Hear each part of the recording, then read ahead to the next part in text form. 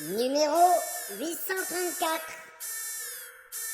Dernier appel pour le numéro 834.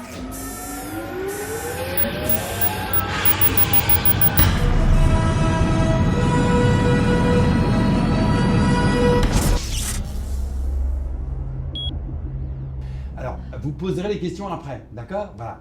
Alors, je vous dis la poésie. Mignonne, allons voir si... Mignonne. Comment vous expliquer mignonne? Mignonne, ça veut dire ma belle, ma chérie, mon amour. Voilà, mon amour. L'amour! Ah oui, alors, comment expliquer l'amour? L'amour, non. Alors, l'amour, c'est simple. Quand l'autre est là, t'es content. Et quand il n'est pas là, t'es triste. Et au bout de 3 ans, ça s'inverse. Voilà. Mais on en parlera plus tard, d'accord? De l'amour. Parce que là, je voudrais dire la poésie, et après, vous poserez des questions, d'accord? Mais il apparaît d'ores et déjà certain que le petit chaperon rouge était passablement demeuré avant l'agression, puisqu'il était incapable de faire la différence entre une grand-mère en robe de chambre et un loup en chemise de nuit. Votre mère, justement, Oui.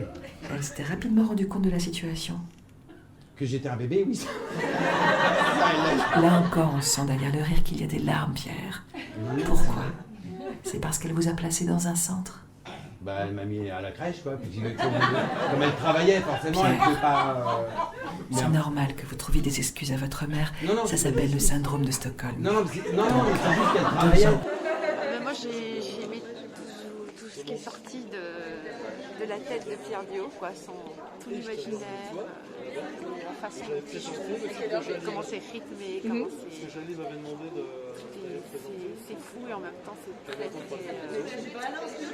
on a des questions voilà. J'ai ri tout le temps, il y a de la poésie, il y a du vrai, et sur scène il est présent, extraordinaire. J'ai vraiment aimé. Ah non, c'est pas moi qui vous appelle, c'est vous qui m'appelez là. Non, non. Bah vous entendez des voix, je sais pas. Non, ou alors ça vient d'en haut, je sais pas, peut-être au-dessus. Il n'y a pas des gens autour de vous qui vous feraient des blagues, non, par hasard? Que des moutons. Mais pourquoi vous êtes seul? Ah, vous êtes bergère! Ah! Mais vous êtes bergère à Don Rémy? D'accord, donc vous êtes Jeanne d'Arc? D'accord, effectivement, j'ai un message pour vous, qui vient d'en haut. Alors, le patron vous invite à un barbecue à Rouen. Et puis, vous direz pardon à Serge, parce que sinon, je supprime la mixité dans les cages. Hein. D'accord? Ah oui, non, mais ça c'est clair, hein, d'accord? Tu m'as entendu? Pas de pardon, pas de guenon. Et, ah oui, je voulais dire, c'est qui? C'est qui a lancé une marmotte? J'en ai du fond. Les éléphants, vos trompes, c'est pas des sarbacanes, hein? Ouais, c'est ça. L'autre jour, c'est qui a soufflé dans le cul d'une marmotte qui l'a mis dans les ballons Mickey? Merci Bernard. Des textes? Non, j'ai jamais dit texte, non. Non, mais je sais pas. En fait, oui, oui, je peux essayer, bien sûr. Oui, allez-y, donnez-moi. Très bien, merci. D'accord. Donc c'est Cinaro de Gerbenac. Cyrano de Bergerac. Je ne connaissais pas. Non mais d'accord, très bien. Ah oui, je vais essayer. Et Cyrano de Bergerac, quand même, une vraie intelligence du texte sur Cyrano de Bergerac, qui quand même, là on voit l'acteur. N'écrire jamais rien qui de soi ne sortit. Et, modeste d'ailleurs, se dire, mon petit, sois satisfait des fleurs, des fruits, même des feuilles. Si c'est dans ton jardin à toi que tu les cueilles. C'est un poète en fait, je considère que c'est un grand poète. Un poète qui fait rire, qui joue bien avec les sentiments et qui reste très noble sur scène. C'est intéressant par rapport à l'actualité, par rapport au monde, voilà.